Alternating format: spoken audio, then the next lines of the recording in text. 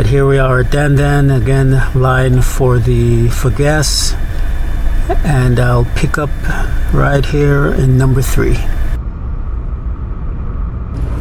Okay, we're heading to the airport now. We're in Dandan on Chalan Monsignor Martinez Road. That's Route 37 if you're following along on a map.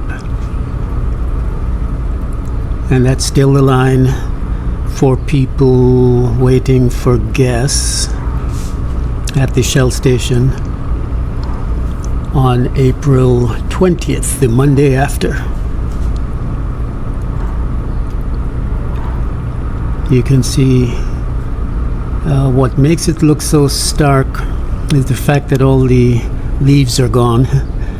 So it looks, as one viewer commented, it looks like winter shortly after fall with all the leaves gone.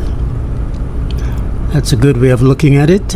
The only trouble is, what if you hate winter? What if the reason you came here was to escape that sort of look entirely? Alright, again, I'll bring your attention to the fact that very few poles, utility poles, are actually down. And by my optimism, I hope that it will make the recovery go a little faster.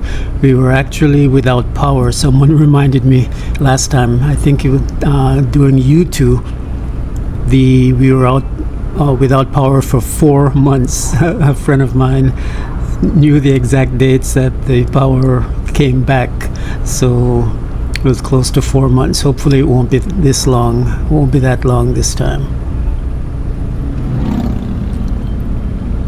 Much of the devastation has to do with trees falling over, so a lot of the man-intensive labor that's ongoing is getting buzzsaws to the trees to chop them up for carting away and disposing. Many of the coconut trees have lost their vibrant look. Again, what's surprisingly different about this time is just how passable the roads are all around the island. I did almost a complete run of all of the roads, and except for a few places at the bottom of hills that were flooded immediately after the storm, most of the roads were actually passable. Most of the major roads were actually passable. Within the villages, there might be a slightly different story. In certain areas of Dandan and Cobleville, I did see some, and Chalankanoa, I did see some roads completely blocked by trees and a few wooden utility poles.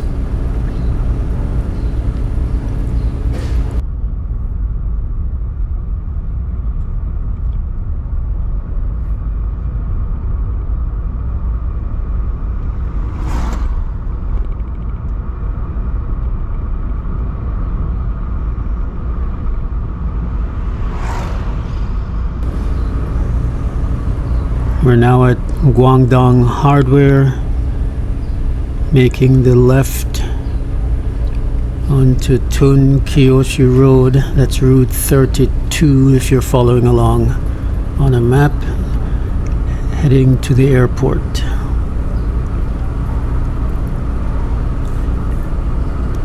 And despite how encouraging things may look here on screen, keep in mind that there are people who are right now sifting through the debris of their former residences. There are people who can't access their homes due to flooding or downed trees. There are people who are pulling their lives back together after losing everything materially. So the recovery continues, the recovery is ongoing.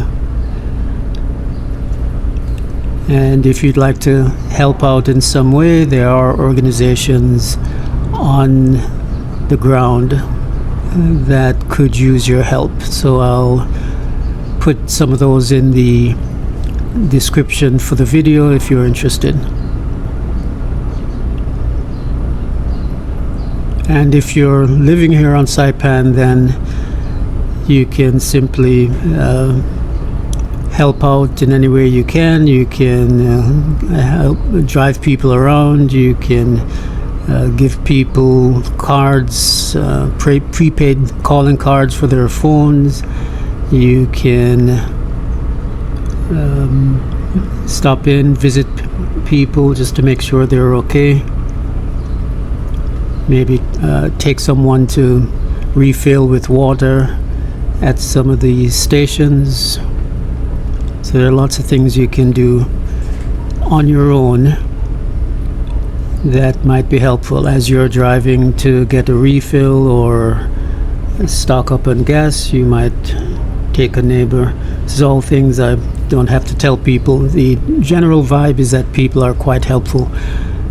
When I was waiting for gas the other day, a group of us helped a fellow push his car. He had used his last bits of gas to get to the gas station and didn't quite make it, so his car conked out and we pushed him off the road, pushed his car off the road.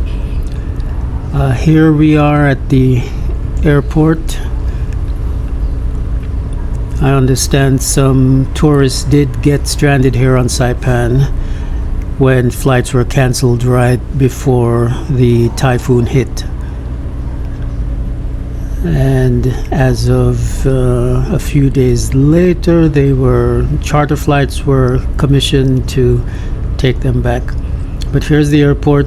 The strong structure, concrete structure, survived, and the commuter terminal, which I don't show here, that also survived. It didn't survive Typhoon U2, and has been rebuilt and reopened, and it did survive. I haven't been inside, but the structure itself is intact. Here we are at the frontage of the airport, and flights are coming in as of the 23rd. I know there were flights coming in from Guam, United's flight from Guam coming in.